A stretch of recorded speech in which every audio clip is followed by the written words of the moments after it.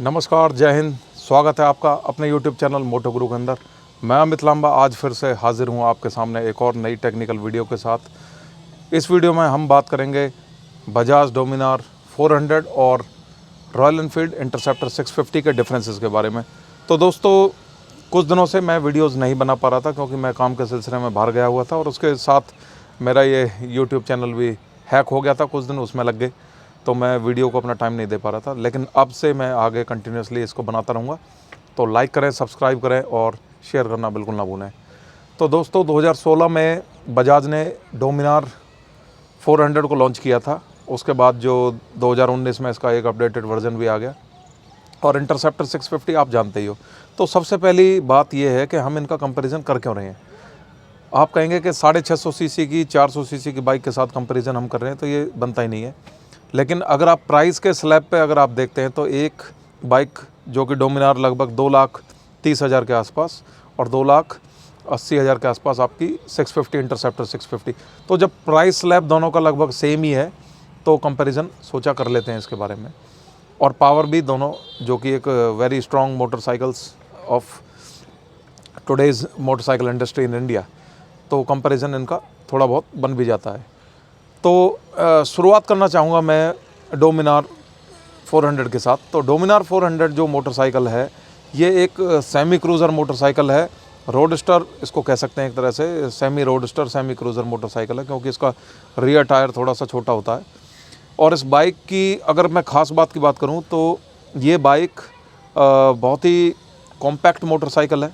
इसका इंजन बहुत ही कॉम्पैक्ट है और बहुत ही कंफर्टेबल राइड पोस्चर, बहुत ही कंफर्टेबल इसका डिज़ाइन, बहुत ही स्लीक लुक इसको दी गई है।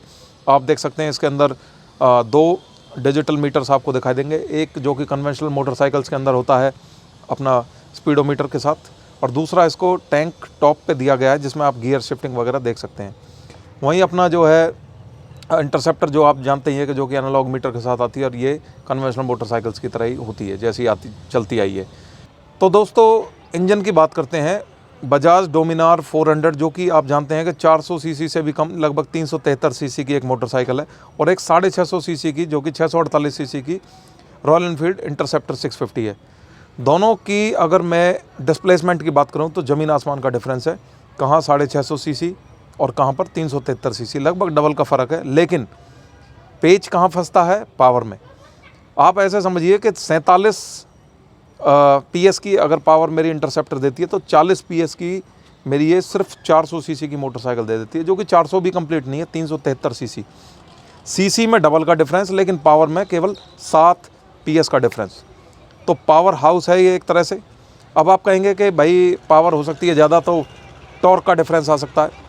मैं मानता हूँ 52 मीटर टॉर्क जो है, न्यूटन मीटर थोड़ा ज़्यादा होता है इसके मुकाबले, लेकिन टॉर्क को आप डिवाइड कर सकते हैं गियर्स रेशियो के साथ। जैसे अगर मेरी मोटरसाइकिल पहले गियर में चल रही है तो आपको टॉर्क ज़्यादा मिलेगा, अगर वहीं अगर मेरी बाइक छठे गियर में चल रही है तो आपको टॉर्क कम मिलेगा। तो टॉर्क को तो आप कंपेयर करना चाहिए भी नहीं है, क्योंकि टॉर्क आप डिवाइड कर सकते हो और इंक्रीज़ भी कर सकते हो यूजिंग गियर्स। मतलब जो उसकी मैक्सिमम टॉर्क आपको मिल रही है उस टॉर्क को आप डिवाइड कर सकते हो यूजिंग गियर्स। तो टॉर्क पे नहीं जाते हैं, पावर पे जाते हैं। तो 40 पीएस की पावर और 47 पीएस की पावर, जो कि बहुत ज़्यादा डिफरेंस नहीं है। और 400 सीसी की बाइक यार, 373 सीसी की बाइक अगर ऑलमोस्ट सेम आपको टॉर्क, ये आपको अगर पावर दे रही है, तो कह सकते हैं कि इंजन बहुत ही रिफाइंड इंजन है as compared to Royal Enfield Interceptor 650।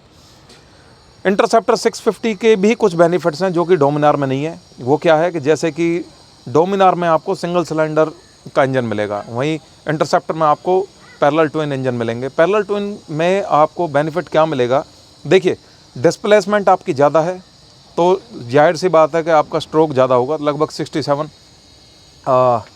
mm का इसका टॉर्क डिस्प्लेसमेंट रहेगा, जो कि इसकी मूविंग रहेगी। जो इसका जो पिस्टन रहेगा वो मूव जो करेगा वो डोमिनार के मुकाबले ज़्यादा मूव करेगा, क्योंकि डिस्प्लेसमेंट ज़्यादा है, सीसी ज़्यादा है। तो जब पिस्टन मूव ज़्यादा करेगा तो उसको टाइम ज़्यादा लगेगा नीचे से ऊपर आने में, तो आरपीएम जो होते हैं इसके कम होते हैं। टॉर्क ज़्यादा होगा, आरपीएम कम रहेंगे। लेकिन अगर जो डोमिनार है जिसका डिस्प्लेसमेंट कम है, सीसी कम है, तो इसको ट्रैवल टाइम जो होगा पिस्टन का वो कम रहेगा, लेकिन आरपीएम ज़्यादा होंगे। तो जो आपको मैक्सिमम टॉर्क मिलेगा या मैक्सिमम पावर मिलेगी वो लगभग 8.5 8.8 हज़ार आरपीएम पे मिलेगी डोमिनार में, वहीं जो आपको ये 6062 आरपीएम पे मिल जाएगा मैक्सिमम टॉर्क।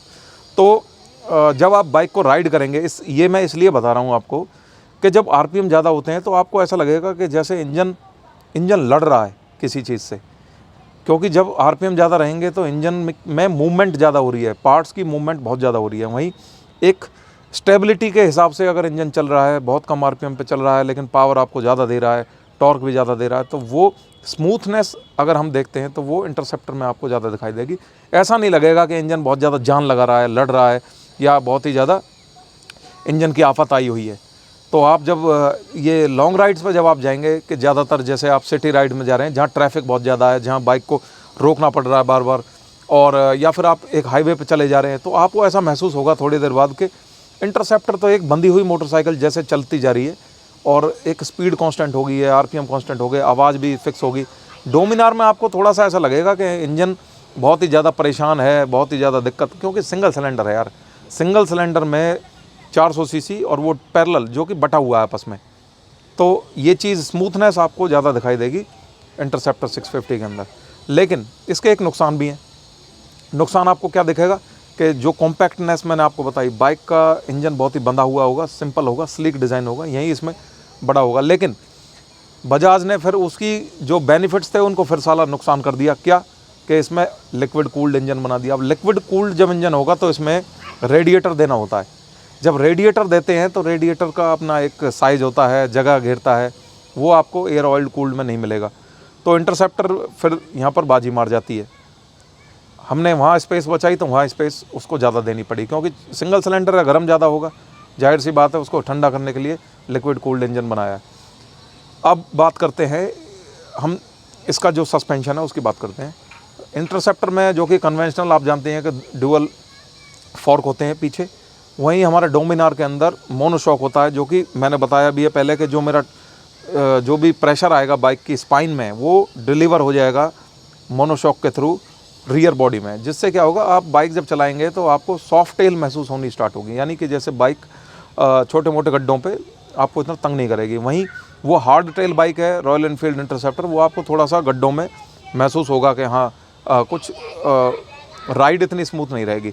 तो कंफर्ट की अगर बात करते हैं तो ये मोनोशॉक आपको बहुत ज़्यादा एडवांटेज देता है as compared to conventional dual twin forks. अब बात करते हैं इस मोटरसाइकिल की ओवरऑल बेनिफिट्स की। तो कह सकते हैं कि जैसे अगर आप लॉन्ग राइड पे अगर आप जाते हैं तो इंटरसेप्टर से ज़्यादा बेहतर आपको डोमिनार 400 लगेगी, क्योंकि लॉन्ग डिस्टेंस पे जो मैंने फीचर्स बताए आपको बेनिफिट करेंगे। अगर शॉर्ट ड्यूरेशन की आप बात कर रहे हैं तो इसमें डोमिनार को आप ले जाएंगे तो थोड़ा सा आपको तंग करेगी। शॉर्ट ड्यूरेशन पे इंटरसेप्टर 650 ज़्यादा बेटर है, लॉन्ग ड्यूरेशन पे बजाज डोमिनार ज़्यादा बेहतर है एज़ कम्पेयर टू इंटरसेप्टर। और एक और जो पॉइंट है जो मैं डिस्कशन में लाना चाह रहा था वो है सर्विस।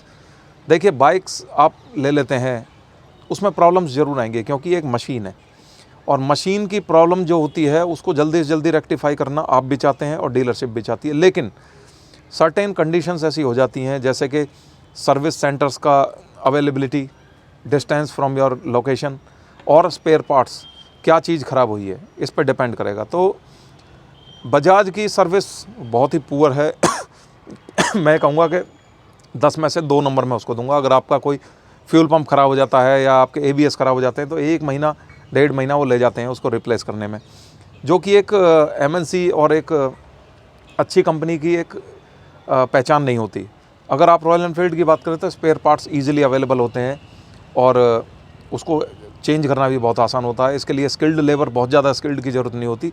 डोमिनार के लिए आपको बहुत स्किल्ड प्रोफेशनल चाहिए जो उसको चेंज कर सकते हैं, क्योंकि मैंने बताया कि वो एक कॉम्प्लिकेटेड बाइक है, थोड़ी कॉम्पैक्ट बाइक है, कॉम्प्लिकेटेड भी है, कॉम्पैक्ट भी है, और उसके लिए आपको डीलरशिप ही जाना पड़ेगा। साथ में कह सकते हैं कि सर्विस जैसा मैंने बताया क्वालिटी उसकी अच्छी नहीं है, समय ज़्यादा लगाते हैं, बहुत चीज़ें हैं जिनको सुधारना चाहिए बजाज को अगर मार्केट कैप्चर करनी है। यस, रीसेल वैल्यू डोमिनार की पुअर है as compared to Royal Enfield Interceptor. Interceptor को आप खड़े खड़े ऐसे बेच सकते हैं, अगर आपको मन नहीं है उसको चलाने का आप अपग्रेड कर सकते हैं, बेच के दूसरी बाइक ले सकते हैं। डोमिनार को थोड़ा सा आपको एफर्ट करने पड़ेंगे बेचने के लिए, ग्राहक इतना आसानी से इसको परचेज़ नहीं करेगा। बाइक अच्छी है, कंफर्टेबल है, मैंने उसके पॉजिटिव्स भी बताए, नेगेटिव्स भी बताए, लेकिन चॉइस आपकी है। अगर आप लॉन्ग ड्राइव्स पसंद करते हैं, लॉन्ग राइड्स पसंद करते हैं, पहाड़ों में जाना पसंद करते हैं, तो Dominar is a very good option.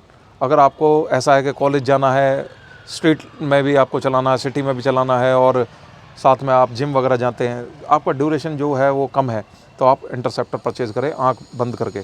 Dominar 400 efficient है एज़ कम्पेयर टू इंटरसेप्टर, जैसा मैंने बताया सारे रीज़न आपको, लेकिन एफिशिएंसी आपको जब भी फ़ायदा करेगी जब वो आपका पर्पस पूरा करती हो। तो ये थी आज की वीडियो। उम्मीद करूँगा आपको समझ में आए होंगे सारे कॉन्सेप्ट, और ये मदद करेगी आपको मन बनाने में, अगर आप दोनों में से कोई एक चूज़ करना चाह रहे हैं। तो इसी तरह मेरी वीडियोज़ आती रहेंगी, और आप चैनल को लाइक भी कर सकते हैं, सब्सक्राइब भी कर सकते हैं, और शेयर तो बिल्कुल करते रहिए भाई। तुम्हारी वजह से ही ये वीडियो मेरी चलती हैं, ग्रो कर रहा है मेरा चैनल। तो आप सभी को बहुत बहुत धन्यवाद। मिलते हैं अगली वीडियो में। नमस्कार, जय हिंद, ड्राइव सेफ।